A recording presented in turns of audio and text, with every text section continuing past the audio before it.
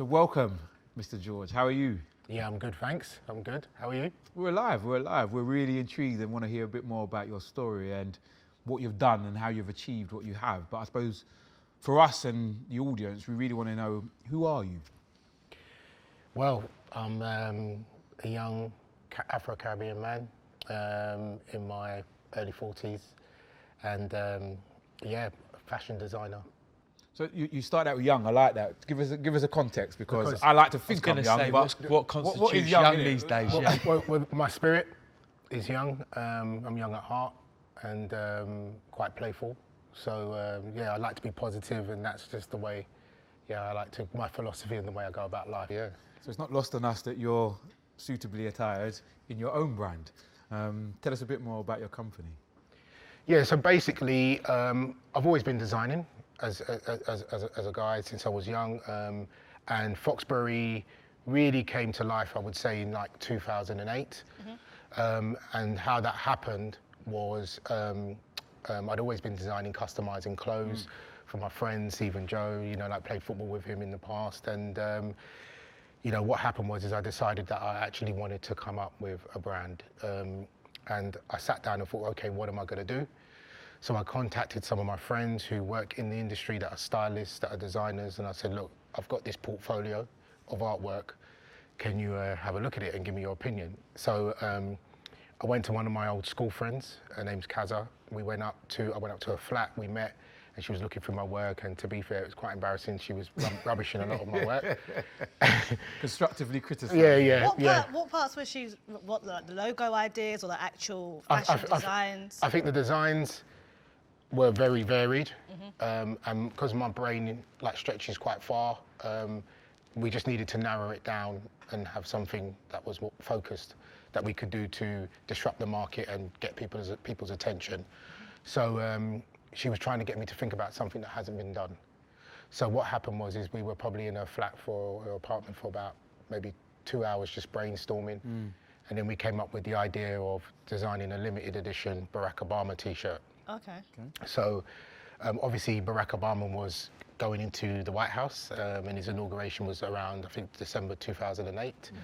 And we said we're going to come up with a t-shirt because everybody was buzzing off of that. And, you know, I mean, I was certainly inspired by a black president going into the White House. So I designed this top, but we had to make it different. And what we did is we made it high end. So a lot of the t-shirts were gimmicky. They were screen print, but what we did is we did a foil, which was in gold and silver and red. So it was stand out, so you could wear it during the day and at night if you were in a club. And back then, like the night scene was really popping. So, so I did that, and then that blew up. And we had a lot of celebrities wearing it, such as JLS, Simon Webb from Blue, New Kids on the Block, from the 90s, Kano, Ian Wright was wearing it. How did you get them to wear it? Well, some of the footballers I knew that I brought in, so Benny McCarthy, Danny Simpson from Blackburn. Some of the music artists were from my friend who was a stylist, Kaza. And yeah, we just drew on the people to support us. And, you know, whether you were white, black, Asian, you know, Chinese or whatever, I think there's just something about Obama which was just cool. And It was a game changer. Yeah, and it resonated with me as well. So we wanted to bring that to life.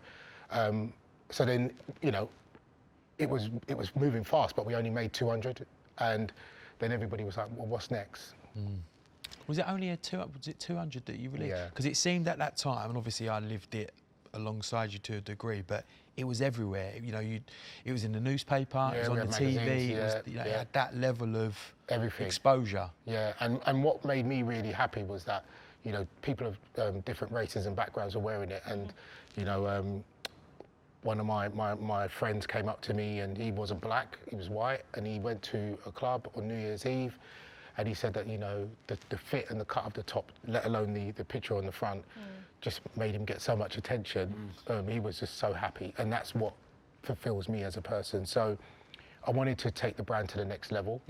But that was more of a gimmick, and not everybody's going to be into politics. You're going to love or hate some politicians. So I went away and just did some education and finding out what I wanted Foxberry to be. I needed a logo, so I didn't have one at the time. Oh, so you didn't have this on the Obama I didn't have it on the Obama. Okay. And what happened was then I then rebirthed Foxberry Boys properly online in 2012 using a collection of caps as a vehicle to get out there. There's a bit of a gap between your success in 2008 and then reinventing yourself in 2012. You know, why was that? What did that... Well, it was more about learning about the industry. I was connecting with more people within that industry and just giving a bit of education to myself because I didn't know enough. I like to know all about the business from top to bottom because that's how I am. And yeah, I just felt I needed to learn a bit more. I need to understand the depth of what I wanted my brand to stand for. And, you know, these things are not easy. You know, we have a lot of youngsters nowadays that want to create brands. Yes. And, you know, I'm not confessing to be the most talented machinist or artist, which I have the skills to do. I can do garment construction. I'm not confessing to be the best at that, but what I do know is that those people that are, there's a lot of people within the fashion industry that have the ability to do those things and don't actually make it because they don't understand how to manage their accounts. They're not good at managing their customers and their suppliers. So business skills. Yeah, from the business aspect of it. So, you know, for me, I just felt like I needed to learn a bit more and not just be a one-hit wonder, which at the time the Obama was a great thing and all the customization that I did was great. But as a brand, I needed to be consistent for my customers to know, right, where am I going to get Foxberry Boys? Are they still there? You know. How have you dealt with, sorry Tim, how have you dealt with COVID? So in terms of like finding factories or people that will make your items, do you have to outsource? Is it in different countries, the warehouses? How do you deal with all of that, especially with COVID? It's been very challenging because obviously originally I was communicating with people abroad from different countries on some of the production that was being made for Foxberry. But, you know, I'm British, Foxberry is a British brand and I want to promote that. You know, there's a lot of good things about our country that I want to lift, and I think we also need to try and put money back into our economy. So, you know, it's all about, for me, trying to work with people within the UK and... From production? For production, okay. Yeah. So that's what I want to do. You know, it's something that, you know, it's quite close to my heart. It's very ambitious. Yeah. And will also, it affect the price point of your items? Like, how much is this, if you don't mind me asking? You don't, no price yet? No price yet. Okay. Exclusive, yeah? That means it's enough money. That just means it's enough money. I know. When they don't say the price, it's like, okay. But for me, you know, there are a lot of talented young people coming up that are doing printing, that can do garment construction.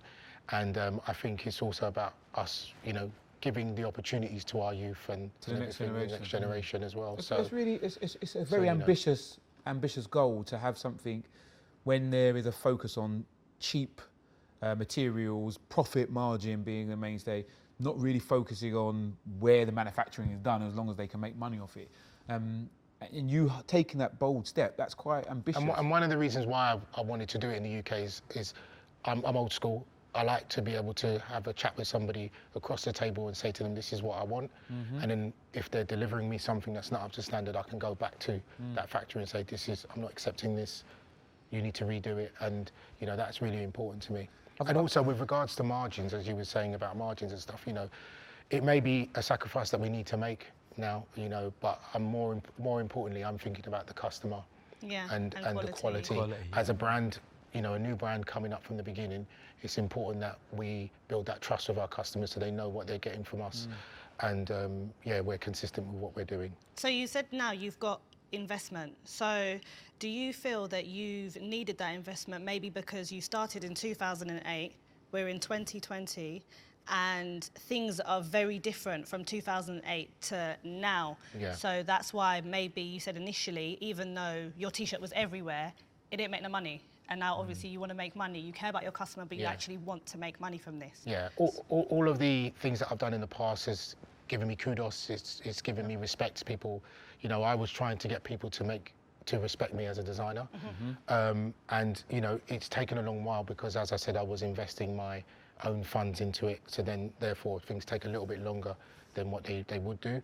But, you know, I've always been looking for a partner. And to be honest with you, you know, partnering with FFG was great for me. Sorry, FFG? Forbes Family Group. Cool. So that's who invests in you at the moment? Yeah. And when did that collaboration happen, and how did that happen? Well, it came through over the last 6 months, but I've known Dean Forbes for a very long time. Okay. We used to go to school together. It's a long time, yeah.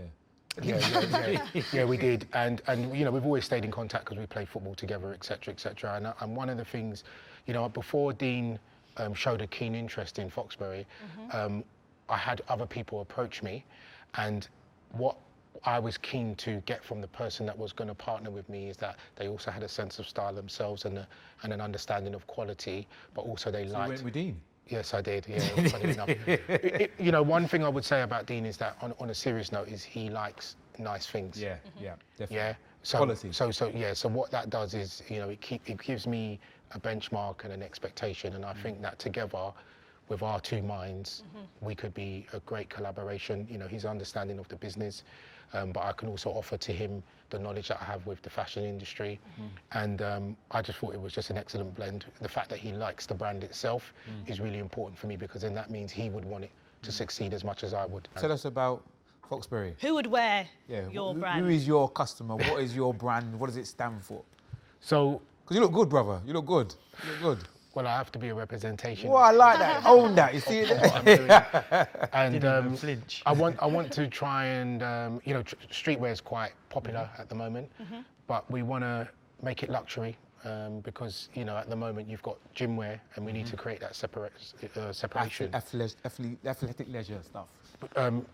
Other brands could call it athleisure. Yeah. I call it sports luxe. I can't even say Sports the thing, so I'm luxe. not saying it. Sports Yeah. Is that your? That's my term. That's yeah. your Oh, thing. That's what okay. I like to use. So, I like Good, isn't it? yes, it's kind of like sportswear come luxury. But when I thought of the brand itself, I also don't want to have it pigeonholed into just one particular aspect. So, you know, Foxberry will have tailored suits and a smart wear. Okay. A collection coming soon, and we'll also have a more affordable range for some of our clientele as diffusion well. line. Yeah, that's Yeah. right. Yep. So, so for me, going back to what you were saying, you know, Foxberry is a contemporary menswear brand.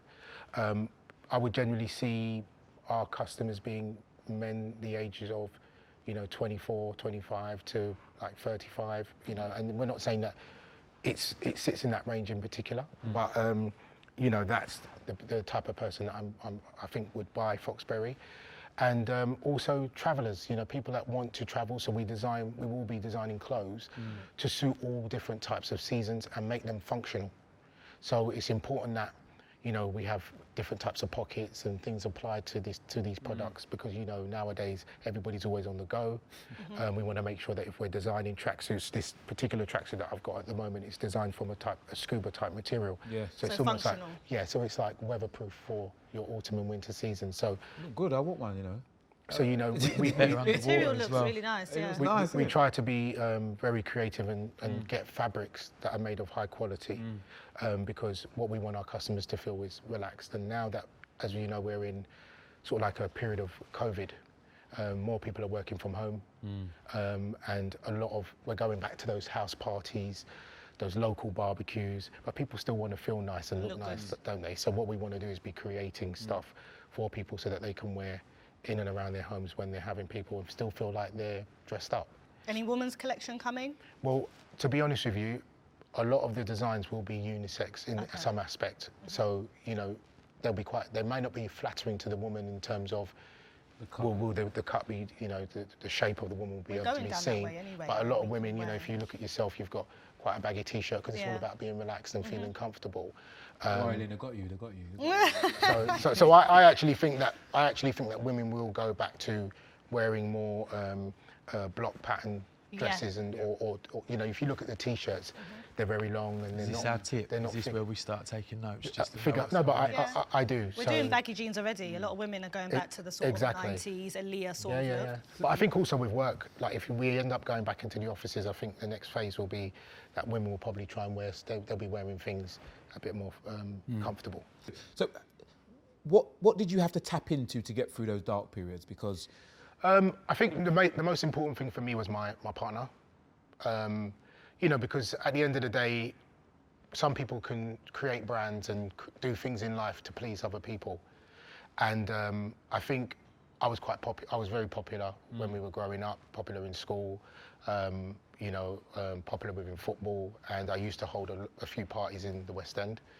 And what I had to do is, rather than giving out so much of myself, I had to try and be a bit more settled and centered. Do you mean your business partner, or? No, this is my girlfriend, your relationship. Okay, it was her that helped you get through. Yeah, that's right. So, you know, she was very grounded, and Big up to all the partners who support. yeah. No, just you know, kept me centered and yeah, helped me through those moments financially sometimes, but more so, I would say, spiritually and just understanding my own values, my core values and morals, and not compromising them. That's so interesting, because I think also there's this big debate, especially like, no, forget the whole girlfriend.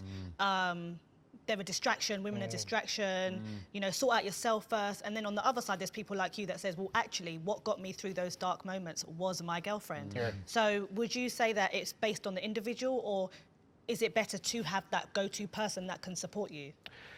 No, I would say it's nice to have a go-to person. I think, you know, it's also, you need to think about the company that you're keeping. Yeah. Because, yeah, you know, everybody will want to ride off your success and perhaps not have your best interest at heart. Certainly, having done all those parties and, you know, in the West End, and obviously playing a lot of football, when you stop doing those things, you certainly find out who are really your closest friends and who ride for you. Do you miss those days, Bob? They were good parties, weren't They were lovely days, yeah, I'm not gonna lie. It's good to have them, to get them out your system. There's a story there, though. There's a story there. Yeah. So you're saying you should get them out your system, yeah? Yeah. What age up to? Is there an age like that you should say? Yeah. We hit that limit. When you hit 30, forget You can't it. Throw expose in the the man in them towel. kind of thing. You can't bring out them. Why not? You can tell me now. No, I think, look, each to their own, Yeah. but I just think, you know, because look, I'm a socialist. I like to be around people. I like to see what people are wearing, see what's trending, what's going on, how people are thinking, because that's where I draw inspiration from. Because you know, my brand, you know, it is what we look at, what the customer is Do you think thinking. there was no better place to see that in action, like live and direct at a party? Yeah, 100%. When everyone's in their best, you know, their Sunday best. Because a lot of my inspiration was drawn from the late 80s, early 90s, of when we had sort of like different subcultures coming Could up. Run DMC there. Exactly. I saw the Run DMC so- straight away, you know. So We just need the gold rope chain now, innit? Because ours, your way. So that came through into the UK, and as I said, my friend Kaza, who I did the Obama T-shirt from, you know, a massive respect to her, because we didn't have visualization of what was happening in America. Only if you had like cable. Yes, And a lot of our homes, a lot of where I was growing up, we didn't have cable. So I used to go to her house after school and watch all the hip hop, the rap the programs, MTV your MTV raps and all of that sort of stuff. And what you had is, you either had back then hardcore rap, or you had hardcore rap, or you had soul singers. Yes. And then what happened was there was this merge of hip hop and R&B. And I think then, for people like myself who wasn't really like into the gangster hardcore stuff or entirely soul focused, I love both genres. You had a blend of both, and I think that's also where I drew inspiration from, because there was a bit more creative in their colours. They started to wear more bright colours and different types of sportswear, so that was really, really cool. And I think like that's where, when we go into the West End scene, there was a time where a lot of people were wearing baseball caps and T-shirts, oversized wear. Jerseys. Yeah, exactly. And the nightclub scene was massive, and we had a lot of US artists coming over as guests to either perform or to actually just be over here for a period of time. If they were doing recording or whatever it was, they would come to our nightclubs. And there was an occasion, I think it was at the Hippodrome in Piccadilly Circus. Yeah. I did a fashion show. There was a gentleman called Safe Ruby, and I knew a guy called Nicky Meikle. They used to run a nightclub there, and I did a fashion show with my friend Simon Parchment, and we did our streetwear on that night, and it was really good. It got a lot of, it was a big audience, you know, so the club scene was really, really massive. So a lot of my inspiration in what I do comes from that time. So we really want to delve more into what the Foxberry brand stands for, its future plans, and where it's actually going to go. But before we do that, just square off, what would you say to your younger self with all the knowledge you have now, going through that adversity, the discipline and stuff, what would you say, apart from don't do it, and then what would you say to your younger self? I think just have patience. And the most important thing is to know yourself, because I think whatever brand you create, you have to make sure that you know yourself, because then that's why people will buy into it, and what you're doing will come through in your brand, and then that will allow you to remain consistent. Do you understand? I would say that if I was talking to my younger self about fashion, I probably would have had to have made a few more sacrifices. What sort of sacrifices? Well, probably not spending too much on myself, and probably investing that in terms of money, you know, in terms of the luxury of the lifestyle I wanted to have, probably put that into more so my education or into the brand itself. Do you understand what I'm saying? Your education around fashion, or just in general? Just around fashion, books, you know, studying a bit more and just knowing about it and being a bit more focused. So, you know, say a bit more sometimes being a jack of all trades can be a hindrance to you. You know, there were lots of other things that I was doing, as I touched on. You know, we had a few parties in the West End. You know, I was playing football, I was working, and perhaps all of those things wasn't allowing me to give the best from one particular, you know, subject or the thing that I was focusing on. Bobby, listen, it's been amazing to hear about your journey, your trajectory, the stuff that you've achieved and the stuff that you've got yet to achieve. And we wish you the best of luck. Thank you so much for sharing the time with us. I'm waiting for the freebie that's coming down. Yeah, we're all This is waiting. where we get our We're all You're waiting supposed to say for a no, freebie. you must pay the money. Well, like I said, yeah, you have to. Martin, you because have to. we need your support. We need your support. Still paying No, back of for the course. t-shirt. 100%. That's really hard as Yeah. well. 100%. Yeah, Like so support, freebie. So we also have Twitter as well, just for everybody to know that What's we've got the a Twitter? Twitter account. It's the Foxberry Lifestyle again. So, Yep. you know, it's there for everybody to follow. So please follow, and yeah, look forward to Brother, us listen, producing the new continued collection. success. Thank you so much for sharing. It's been a pleasure. You look good. We're gonna keep seeing what you're doing. Yeah, and don't take offence to my beginning when I was saying. Oh, when he said Joe looks No, like I've a pile written of that pants. down. Yeah.